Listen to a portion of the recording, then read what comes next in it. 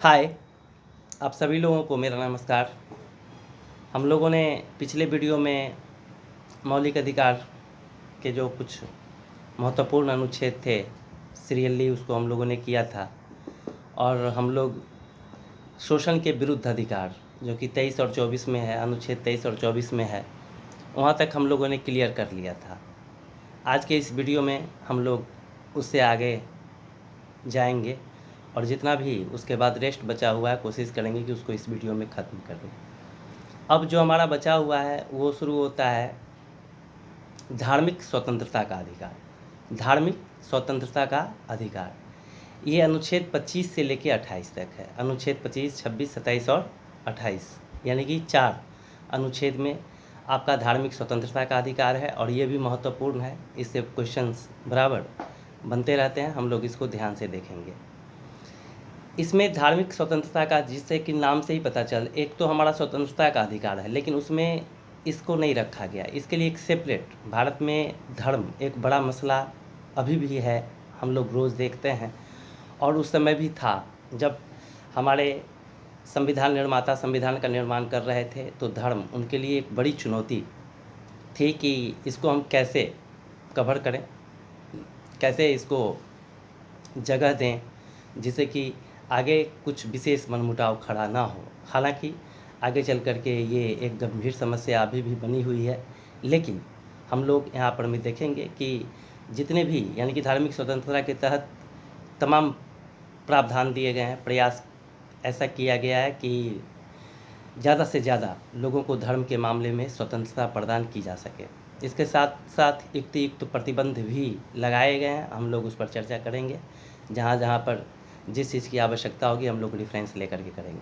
सबसे पहले है अनुच्छेद 25 और अनुच्छेद 25 है अंतःकरण व धर्म को अबाध रूप से मानने, आचरण व प्रचार करने की स्वतंत्रता। यहाँ पर में अंतःकरण शब्द का इस्तेमाल किया गया है। अंतःकरण का मतलब होता है अपने अंदर से, अपने अंदर से यानी कि विथ द सोल, यानी हमारी आत्मा जो कहती है हम उस धर्म को स्वीकार करेंगे और उस धर्म के द्वारा जो दिखाया हुआ रास्ता होगा उस पर हम चलेंगे। इससे हमको कोई नहीं रोक सकता है, न समाज रोक सकता है और न सरकार रोक सकती है। यानी कि हम हमारे अंदर जो भावना होगी, जिस धर्म के प्रति हम लगाव महसूस करेंगे, उस धर्म को हम अपना सकते हैं। हम उसको अपना बनाकर अपने जीवन को गतिमान बनाए रख सकते हैं। तो ये इसके बाद इसमें एक और शब्द है और वो शब्द है प्रचार, यानी कि प्रचार करने की स्वतंत्रता। प्रचार कहने का मतलब है कि हम जिस धर्म को मानते हैं उसको गोष्ठी के माध्यम से, संगोष्ठी के माध्यम से, सभा के माध्यम से, संगठन के माध्यम से हम उसको आगे बढ़ा सकते हैं। हम किसी दूसरे व्यक्ति को अपने धर्म की विशिष्टताओं के बारे में उसको समझा सकते हैं। हमारे धर्म की, यानी कि जो व्यक्ति जिस धर्म को मान रहा है उस धर्म की खूबियों को उसको, यानी कि किसी दूसरे व्यक्ति को बता सकता है। इसको प्रचार कहते हैं, यानी कि अंतःकरण से धर्म को मानने की स्वतंत्रता और प्रचार करने की स्वतंत्रता। अब यहाँ पर जो प्रचार करने की स्वतंत्रता है, यहीं से कुछ विवाद खड़े होते हैं, क्योंकि भारत के संविधान में कहीं भी धर्म परिवर्तन का उल्लेख नहीं किया गया है। ये अमूमन माना जाता रहा है कि धर्म परिवर्तन की बहुत जल्दी कोई आवश्यकता नहीं पड़ती है। लोग अपने जो धर्म, जो उनके माँ बाप का धर्म होता है, उनके पूर्वजों का धर्म होता है, हम लोग अक्सर देखते हैं कि उसी को लोग रेगुलेट करते हैं। लेकिन कई एक मामलों में राजनीतिक कारणों से या फिर अपनी वर्चस्वता, अपने धर्म की वर्चस्वता को स्थापित करने के लिए धर्म परिवर्तन का सहारा, यानी कि किसी व्यक्ति को एक धर्म से दूसरे धर्म में लाने की कोशिश करवाई जाती है। तो ये बलात् हो सकता है, कपट के द्वारा हो सकता है और लोभ दे करके हो सकता है। तो इस चीज़ को लेकर के 70 के दशक में बहुत सारा विवाद गहराया था, खास करके मध्य प्रदेश और उड़ीसा में, जहाँ की जनजातीय आबादी को मतलब प्रलोभन दे करके या बल के द्वारा या कपट के द्वारा उनका धर्म परिवर्तन किया जाता था। तब वहाँ पर में एक चिंता की लकीर आई और महसूस किया गया कि कुछ अच्छा नहीं हो रहा है। तब वहाँ पर में इस चीज़ को प्रतिबंधित करने के लिए, यानी कि इस तरीके की चीज़ों को प्रतिबंधित करने के लिए मध्य प्रदेश और उड़ीसा की सरकार ने धर्म परिवर्तन को लेकर के एक कानून बनाया और वहीं पर में एक स्टेनलेस उनका पूरा नाम रीव स्टेनिस्लस है। तो उन्होंने क्या किया कि उच्चतम न्यायालय में बात दायर किया कि ऐसा तो नहीं होना चाहिए, क्योंकि जब धर्म के प्रचार की हमको स्वतंत्रता दी गई है, इसका मतलब धर्म परिवर्तन की भी स्वतंत्रता है। और इसके आधार पर उन्होंने सर्वोच्च न्यायालय में अपना जो उनका मामला था उसको वो ले गए, लेकिन सर्वोच्च न्यायालय ने उनकी बात को सुनने से इनकार कर दिया। यानी कि उनके तर्क से वो सहमत माननीय सर्वोच्च न्यायालय नहीं हुआ और उसने कहा कि नहीं, ऐसा नहीं हो सकता है। धर्म परिवर्तन नहीं हो सकता है, ऐसा नहीं कहा जा सकता है, लेकिन सामान्य परिस्थितियों में धर्म परिवर्तन नहीं हो सकता। आपके जो तर्क हैं वो युक्त नहीं है और उस चीज़ का खंडन कर दिया। अभी हमारे भारत में कुछ ऐसे राज्य हैं जहां धर्म परिवर्तन को लेकर के कानून बनाए गए हैं। अभी बहुत सारे केस ऐसे आए हैं जहां पर में कि धर्म परिवर्तन को लेकर के किसी के घर में आग लगा दी जाती है, लोगों को जिंदा जला दिया जाता है। तो ये सारी बातें हैं। तो यहाँ पर में हम लोगों को जो मुख्य रूप से समझना है वो धार्मिक स्वतंत्रता के अधिकार के तहत जो पहला अनुच्छेद है वो है हमारा अंतःकरण की स्वतंत्रता। यानी अंतःकरण से हम जिस धर्म को मानना चाहते हैं उस धर्म को हम मान सकते हैं, उसके प्रचार करने की स्वतंत्रता और उसके प्रसार करने की स्वतंत्रता। ये आपका है अनुच्छेद 25। इसके बाद है अनुच्छेद 26। ये है धार्मिक प्रबंध। यानी कि जो भी धर्म जिस धर्म को हम मानते हैं तो उसको आगे रेगुलेट करने के लिए कुछ प्रबंध करने पड़ते हैं, तो उसके प्रबंध की स्वतंत्रता। यानी कि धर्म के लिए हम जो चल और अचल संपत्ति होता है उसका हम निर्माण कर सकते हैं, उसका हम संचालन कर सकते हैं। यानी कि पूरे तरीके से उसको हम अपने हाथ में, यानी कि जो धर्म के लोग हैं, किसी धर्म विशेष के लोग हैं, उसको अपने हाथ में ले सकते हैं। उसके प्रशासन करने की भी स्वतंत्रता दी गई है। तो ये है आपका अनुच्छेद 26 और अनुच्छेद 26 है धार्मिक प्रबंध की स्वतंत्रता। उसके बाद है अनुच्छेद 27। वो है किसी धर्म विशेष की अभिवृद्धि हेतु करारोपण पर प्रतिबंध। यानी किसी धर्म विशेष की अभिवृद्धि हेतु करारोपण पर प्रतिबंध। करारोपण का मतलब होता है टैक्सेशन। यहाँ पर में स्पष्ट कहा गया है कि कोई धर्म विशेष है, चाहे वो मुस्लिम हो, ईसाई हो, सिख हो, बौद्ध हो, जैन हो या हिंदू हो, ये अपने धर्म की अभिवृद्धि के लिए बहुत सारी चीज़ों को रेगुलर कर सकते हैं, यानी कि उसको आगे बढ़ा सकते हैं। जैसा कि हमने कहा, चल अचल संपत्ति का भी निर्माण कर सकते हैं और इसके लिए उनसे टैक्स नहीं वसूला जाएगा, यानी कि उस पर किसी भी प्रकार का कर नहीं लगाया जाएगा। हालांकि ये सिद्धांत के रूप में ही है, इसको व्यवहार में नहीं लाया जाता है। टैक्सेशन की भी व्यवस्था है यहाँ पर में। जैसे हज है या तीर्थ यात्रा है, जैसे कि कोई विशेष उद्देश्य के लिए अगर धर्म को आगे किया जाता है, धर्म का सहारा लिया जाता है, तो वहाँ पर में सरकार टैक्स लगा सकती है, या संसद को जब ऐसा महसूस हो तो वो कानून बना करके टैक्सेशन लेने, यानी टैक्स लेने का भी काम कर सकती है।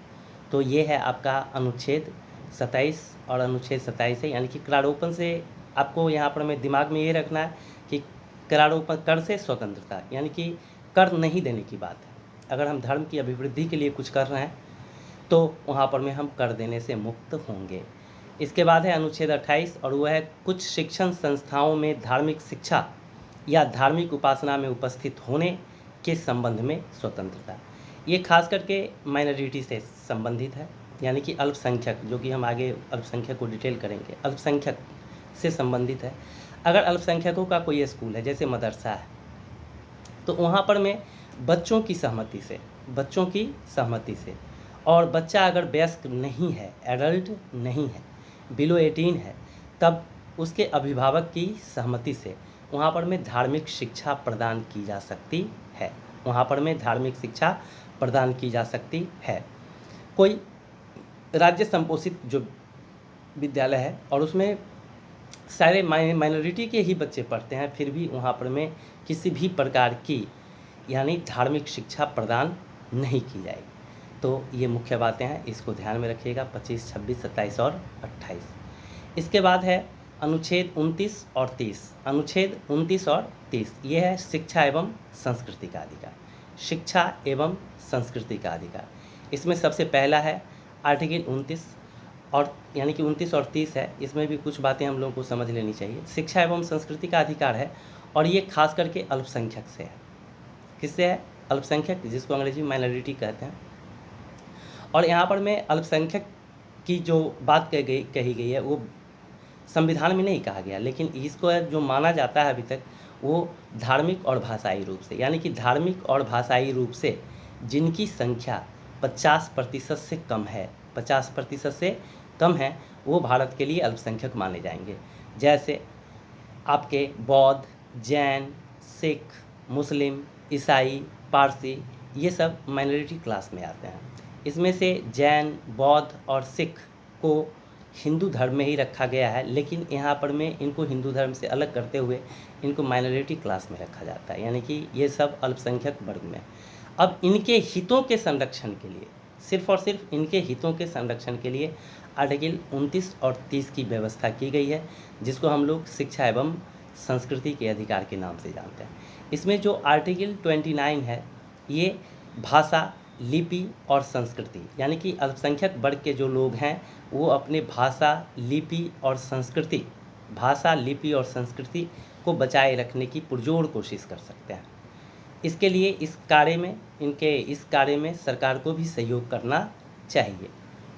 यहाँ पर मैं समझ में आ रहा है कि आर्टिकल 29 है, ये कहता है जैसे कि उर्दू ज़ुबान है, और हम देखते हैं कि उर्दू ज़ुबान कई कारणों से, राजनीतिक कारणों से, आर्थिक कारणों से धीरे धीरे ये नीचे जा रही। तो ऐसा नहीं हो सकता है कि ये विलुप्त हो जाए, या और भी बहुत सारे ऐसे लैंग्वेजेस हैं, ऐसी लिपियां हैं जो अब धीरे धीरे उनका प्रचलन नहीं है, वो कम होते जा रहा है। जैसे कि आप हिंदू धर्म में खास करके देखेंगे संस्कृत को तो यहाँ पर हमेशा प्रायोरिटी दिया जाता है, एकेडमिक स्तर पर दिया जाता है, सरकारी स्तर पर दिया जाता है, लेकिन ये आपको अप्रत्यक्ष तरीके से दिया जाता है। लेकिन यहाँ पर मैं प्रत्यक्ष तरीके से देने की बात है कि आप ये लोग अपने भाषा, लिपि और जो इनकी संस्कृति है, अल्पसंख्यक होने की वजह से इनके हितों पर कुठाराघात नहीं हो, इसके लिए तमाम प्रयास किए गए हैं। ये है आर्टिकल 29। उसके बाद है आर्टिकल 30, वो है शिक्षण संस्थाओं की स्थापना और प्रशासन करने का अल्पसंख्यक वर्गों का अधिकार, यानी कि अल्पसंख्यक वर्ग जिनके बारे में मैंने अभी चर्चा किया, तो ये अल्पसंख्यक वर्ग के लोग अपने लिए अपने मनपसंद का शिक्षण संस्थान चला सकते हैं, बना सकते हैं, और इस पर किसी भी प्रकार का प्रतिबंध नहीं होगा। ये किसी भी प्रकार की शिक्षा दे सकते हैं, जैसे इंजीनियरिंग दे सकते हैं, मेडिकल की दे सकते हैं, मैनेजमेंट की दे सकते हैं, किसी भी चीज़ की दे सकते हैं ये शिक्षा, और सरकार भी जहाँ तक संभव होगा इनको मदद दे सकती है। अब यहाँ पर मैं कुछ विवाद इससे भी खड़े हुए थे कि अगर माइनॉरिटी क्लास के जो हैं, यानी कि कॉलेजेस हैं, इंस्टीट्यूशंस हैं, संस्थाएं हैं, तो क्या उसमें और जो हिंदू धर्म के लोग बच्चे होंगे या और भी कोई हो सकते हैं, तो क्या उनको शिक्षा नहीं दी जानी चाहिए? तो यहाँ पर मैं बहुत सारा वाद विवाद हुआ था, तो उस पर सारा कुछ गाइडलाइन आया है कि आपको कैसे देना है, नहीं देना है, कितने बच्चे को लेना आपके लिए ज़रूरी है, तो ये सारी बातें हैं। लेकिन यहाँ पर में हम लोगों को ध्यान में रखना है कि अल्पसंख्यक वर्ग के लोग जो हैं वो अपने मनपसंद, यानी अपने पसंद का शिक्षण संस्थान चला सकते हैं, बना सकते हैं, और उसको रेगुलर करने का तमाम प्रयास कर सकते हैं। ये आपका अनुच्छेद 30 है, 29 और 30, और यहाँ पर में आपका ख़त्म हो जाता है, यानी धार्मिक स्वतंत्रता का अधिकार और शिक्षा एवं संस्कृति का अधिकार। यहाँ पर में एक बात हमेशा ध्यान में रखिए, धार्मिक स्वतंत्रता का जो अधिकार है, ये भी खास करके आप जब इसको हमने जैसे आपको समझाया होगा, तो ये विशुद्ध रूप से माइनॉरिटी के लिए है, और आप जब 29 और 30 को देखेंगे तो ये तो माइनॉरिटी क्लासेस के लिए है ही। और इसके बाद अनुच्छेद 31 है, क्योंकि हमको अनुच्छेद 35 तक चर्चा करनी है, तो अनुच्छेद 31 को अब डिलीट कर दिया गया है। ये संपत्ति के अधिकार से संबंधित था। 1978 में जब जनता पार्टी की सरकार बनी तो उसने अपना सबसे पहला महत्वपूर्ण कार्य यही किया कि संपत्ति के अधिकार को उसने मौलिक अधिकार की श्रेणी से निकाल दिया। हालांकि इसने संपत्ति के अधिकार को मौलिक अधिकार की श्रेणी से निकाला 1978 में, लेकिन इसके लिए 1951 में ही जब पहला संविधान संशोधन लाया गया था, उसी समय जमींदारों के, यानी कि जमींदारी उन्मूलन की तरफ कर दिया गया था, यानी कि लोग, जो बड़े बड़े लोग थे, वो एक सीमा से अधिक ज़मीन नहीं रख सकते थे। अभी भी हम लोग देखते हैं कि बहुत सारे ज़मींदार हैं, उनके पास बहुत सारी ज़मीनें हैं, सब सिद्धांत में ही है, लेकिन एक्चुअली वहाँ पर में ये बताया गया, वहाँ से ही प्रयास किया गया और धीरे धीरे उसको एबलिश करने का काम किया गया, जो कि पूर्ण हुआ 1978 में आकर। श्रीमती इंदिरा गांधी भी ने भी उसके लिए तमाम प्रयास किए थे, लेकिन चूँकि जनता पार्टी की सरकार विशुद्ध समाजवादी सरकार थी, वह यही सारा नारा दे करके वह सरकार में आई थी, इसलिए इसको कुछ करना था और उसी चीज़ को करने के लिए उसने संपत्ति के अधिकार को हटा दिया। अब संपत्ति का अधिकार मौलिक अधिकार नहीं है, वरन एक कानूनी अधिकार है जो अब संविधान के अनुच्छेद 300 के क में पुनः स्थापित है। तो इस चीज़ को भी आप लोग ध्यान में रखेंगे। अनुच्छेद 31 पूछा जाता है, बराबर पूछा जाता है, इसको भी ध्यान में रखेंगे। अब अनुच्छेद 32 और अनुच्छेद 32 जो है ये संवैधानिक उपचारों का अधिकार है। अनुच्छेद 32 संवैधानिक उपचारों का अधिकार है, यानी कि इसको राइट टू कॉन्स्टिट्यूशनल रेमेडी भी बोला जाता है, अंग्रेजी में बोला जाता है और बराबर आपको अंग्रेजी में ही ये पूछ दिया जाता है। संवैधानिक उपचारों का अधिकार, और ये अनुच्छेद 32 के तहत है, जो सर्वोच्च न्यायालय इसके लिए 5 रिट जारी करती है। और दूसरी तरफ आपका जितने राज्य के उच्च न्यायालय होंगे वो भी रिट जारी करते हैं, और वो अनुच्छेद 226 के तहत। लेकिन हमको यहाँ पर में अनुच्छेद 226 नहीं पढ़ना है, अनुच्छेद 32 पढ़ना है, लेकिन दोनों का फंक्शन एक ही होता है। तो जो 32 होगा वही 226 होगा, तो हम लोग 32 को देखते हैं। अनुच्छेद 32 और ये जो संवैधानिक उपचारों का अधिकार है, इसी को डॉक्टर भीमराव अंबेडकर ने भारतीय संविधान की आत्मा कहा था। आपसे 2 तरह का क्वेश्चन पूछा जाएगा आत्मा को लेकर के भी, कि भारतीय संविधान की आत्मा किसे कहा जाता है, तो वो आपका आंसर प्रस्तावना बनता है। सीधे अगर पूछा जाए भारतीय संविधान की आत्मा किसे कहते हैं, तो वो आपका प्रस्तावना। और लेकिन अगर क्वेश्चन पूछा जाता है अकॉर्डिंग टू भीमराव अंबेडकर, यानी कि डॉक्टर भीमराव अंबेडकर के अनुसार भारतीय संविधान की आत्मा किसे कहा जाता है, तो आपका जो जवाब होगा संवैधानिक उपचारों का अधिकार। इसको भी ध्यान में रखेंगे। और संवैधानिक उपचारों का अधिकार 32 के तहत रिट जारी करने का अधिकार। यहाँ पर में क्यों कहा गया है इसको हम लोग समझ लेते हैं। इसमें 5 अधिकार हैं, खास करके मौलिक अधिकार का, किसी के मौलिक अधिकार। तो मौलिक अधिकार किसका? किसी व्यक्ति का, व्यक्तियों के समूह का।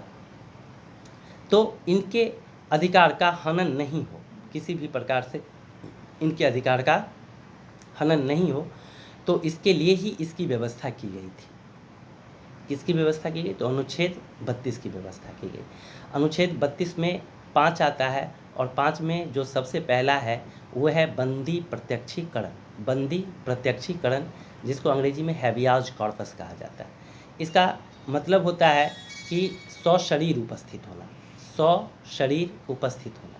यानी कि किसी भी व्यक्ति को अगर वो कोई क्राइम करता है तो उसको 24 घंटे के अंदर जो सक्षम न्यायिक मजिस्ट्रेट होते हैं उनके समक्ष उनको उपस्थित करना है, हर हाल में करना है।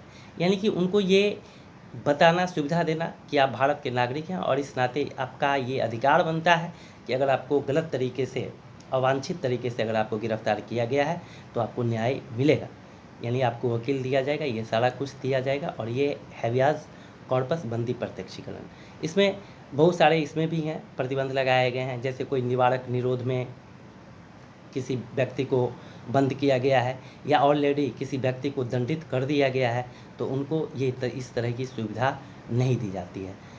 उसके बाद है परमादेश, इसको अंग्रेजी में मैंडेमस कहा जाता है। इसका अंग्रेजी भी याद करते चलिएगा, क्योंकि इसका अंग्रेजी ही बराबर पूछता है, हम बार बार बोलते हैं मैंडेमस, परमादेश का मतलब होता है कि न्यायालय, जो सर्वोच्च न्यायालय या उच्च न्यायालय, ये आदेश देते हैं कि हम आदेश देते हैं, वो अपने से अधीनस्थ किसी न्यायालय को दे सकते हैं, किसी व्यक्ति को दे सकते हैं, किसी को भी दे सकते हैं कि हम आपको आदेश देते हैं कि आपको ऐसा ही करना है, यानी कि यहाँ पर मैं सुपीरियरिटी का एहसास